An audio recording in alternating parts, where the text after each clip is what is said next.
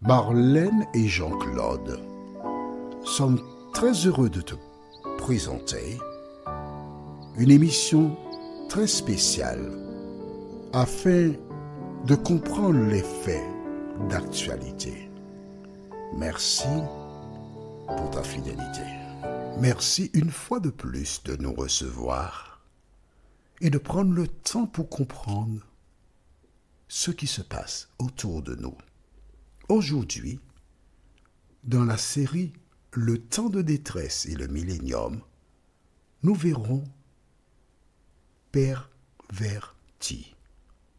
La référence se trouve au livre de 1 Roi 18, versets 20 à 24. 1 Roi, chapitre 18, les versets 20 à 24. Notre thème est le perverti. Avant de l'aborder, recherchons la présence de l'Éternel. Notre Seigneur et notre Dieu, nous avons fait le choix de tout abandonner pour étudier la parole. Cet esprit, merci de nous éclairer. Merci de nous conduire dans toute la vérité. Merci de nous assurer de ta présence et permets que cette vérité demeure dans nos cœurs et dans nos pensées, nous t'en prions. Au nom de Jésus et pour ta gloire éternelle. Amen. Rappelle-toi, Élie a rencontré Akab. Et Akab lui dit, c'est toi qui jettes le trouble en Israël. C'est à cause de toi que nous avons des problèmes.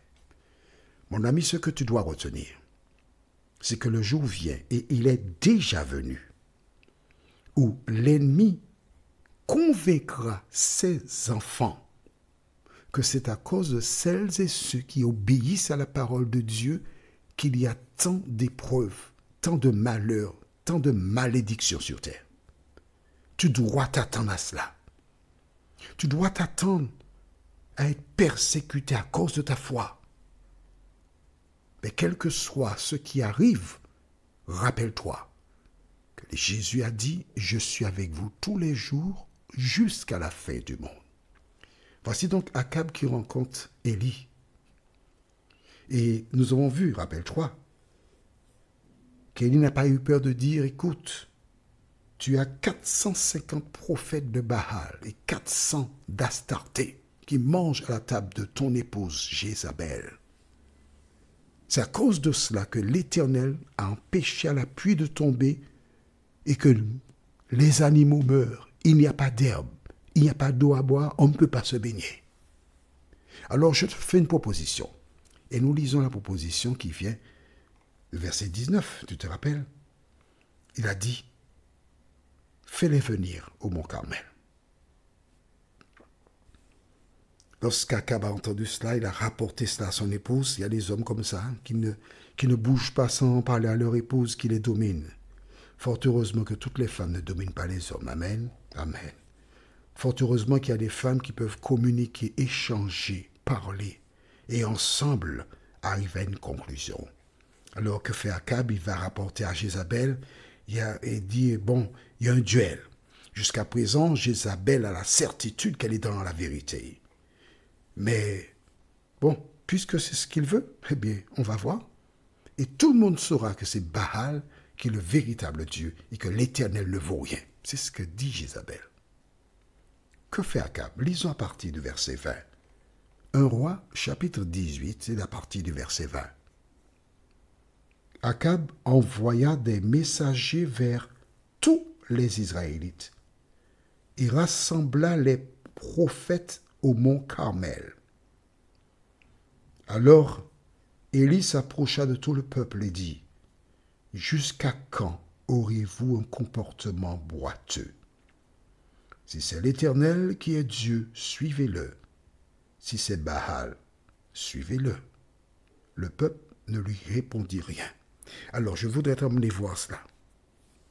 Un jour est fixé, et voici les 450 prophètes de Baal qui, suivant leur fanfare, rangés par 3 ou 4, 450 prophètes de Baal, la tête bien droite, les épaules relevées, qui défilent, qui vont au Mont Carmel.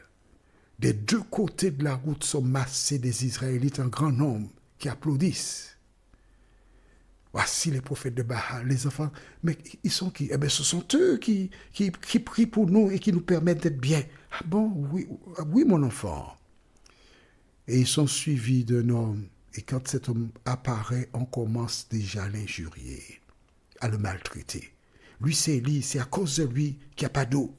Mais aujourd'hui, les prophètes de Baal vont montrer à Élie de quel bois que Baal se chauffe. Et cet homme seul avance la tête haute, entouré de soldats, parce qu'on est prêt à le battre, mais entouré surtout des anges de l'Éternel. Et quand ils arrivent sur le mont Carmel, voilà ce qu'il dit. Écoutez, il faut choisir. C'est comme une femme qui a deux soupirants. Il y a un qui est déjà là depuis un petit moment, et puis elle rencontre un second qui est très attentionné à son endroit. Et elle est surprise parce qu'elle n'avait jamais rencontré un homme comme cela. Mais il y a un problème. Elle est tellement engagée avec le premier que c'est difficile pour elle de le laisser tomber pour répondre positivement aux requêtes du second. Alors, qu'est-ce que je dois faire? Je ne sais pas. Bon, tant pis, je reste avec le premier. Tant pis, je reste avec Baal. Mais alors, Élie dit, il faut choisir. Rester avec Baal, vous êtes perdu. Rester avec Baal, c'est ne plus avoir d'eau, c'est de souffrir. Mais aller à l'Éternel, c'est un boulevard qui s'ouvre devant vous. Ils sont piégés, ils ne savent pas quoi faire. Ils attendent, ils regardent, ils observent. Nous continuons au verset suivant. Verset 22. Élie dit au peuple, « Je suis resté le seul prophète de l'Éternel. Et il y a 450 prophètes de Baal. Que l'on nous donne 2 taureaux. Qu'ils choisissent pour eux l'un des taureaux, le coupent en morceaux et le placent sur le bois, sans y mettre le feu. De mon côté, je préparerai l'autre taureau et je le placerai sur le bois, sans y mettre le feu. Puis, faites appel au nom de votre Dieu. Quant à moi, je ferai appel au nom de l'Éternel. Le Dieu qui répondra par le feu, c'est celui-là qui sera Dieu. » Tout le peuple répondit, « C'est bien. » Quelle tristesse. Quelle tristesse. Le peuple a oublié son histoire. Le peuple d'Israël a oublié qu'ils étaient esclaves en Égypte et que Dieu envoya Moïse. Il manifesta sa puissance par 10 plaies pour qu'ils sortent d'Égypte. Ils traversèrent la mer Rouge à pied sec. Pendant 40 années, ils mangèrent de la manne. Ils traversèrent le Jourdain à pied sec. Ils virent les murailles de Jéricho s'écrouler. Ils virent beaucoup de miracles que l'Éternel fit pour eux. Et voici maintenant, ils ne savent pas qui est Dieu. Il faut une manifestation pour qu'ils reconnaissent qui est le véritable Dieu. Le Dieu qui répondra par le feu, c'est lui qui est Dieu. Ils ont dit, ah, c'est bien. Ils se sont installés. À la limite, il y avait peut-être des vendeurs de cacahuètes, de glace, de boissons fraîches ou de friandises. Ils se sont installés confortablement et ils attendent pour voir comment, lequel qui sera le véritable Dieu. Alors attention, quand Élie dit cela, il déclare qu'une fois que l'animal est placé sur l'autel, que le feu qui sortira du ciel et qui consumera l'animal et le bois, c'est ça le véritable Dieu, c'est sa manifestation. Ils ont dit d'accord. Là, ils sont assis et puis ils attendent pour voir ce qui va se passer. As-tu besoin d'une manifestation pour croire que Jésus t'aime? As-tu besoin d'une manifestation pour croire que Jésus revient te chercher? As-tu besoin d'une manifestation pour croire qu'il emmènera avec lui seuls et ceux qui ont fait la paix? Où es-tu par rapport à cela? Un peuple perverti, un peuple qui ne connaît rien à la foi,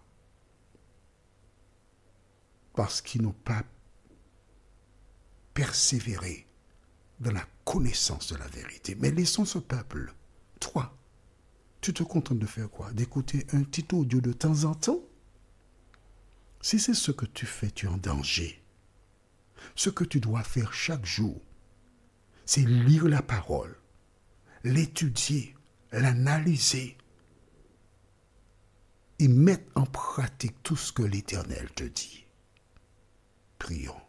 Notre Seigneur et notre Dieu. Quelle tristesse. Le peuple a oublié son histoire. Le peuple a oublié l'Éternel. Le peuple a besoin de manifestations pour croire. Mais pour combien de temps encore nous l'ignorons? Mais Seigneur, nous ne faisons pas comme les Israélites, car nous nous appuyons sur toi. Alors que tout s'écroule autour de nous, ô Éternel, merci Seigneur de nous aider à lire, parce que tu déclares heureux celui qui lit la parole. Cet esprit, merci de continuer de nous éclairer et que rien ni personne ne vienne entre toi et nous.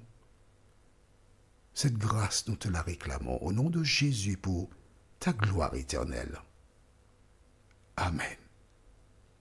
Que l'Éternel continue de te bénir. Que le Saint-Esprit scelle la parole dans ton cœur. Et il me tarde de te retrouver. Nous sommes parvenus au terme de notre réflexion. Si d'aventure tu as une question, il te suffit d'envoyer un message par le biais de WhatsApp au numéro suivant, plus 596 696 88 93 93. Et alors Jean-Claude, moi, je me ferai un réel plaisir de répondre à ta question.